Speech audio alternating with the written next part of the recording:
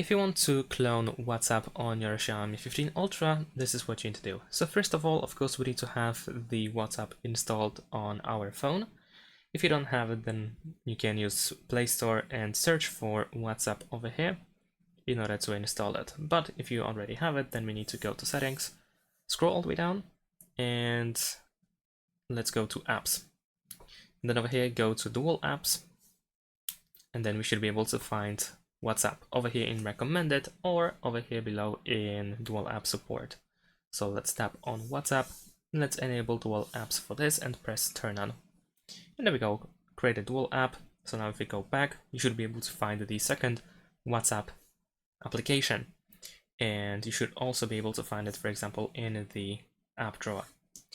And of course, the duplicated WhatsApp application has different data, separated data compared to the main one, so you can use two different accounts like that. Thanks for watching, leave a like and subscribe to my channel, and see you in my next videos. Bye.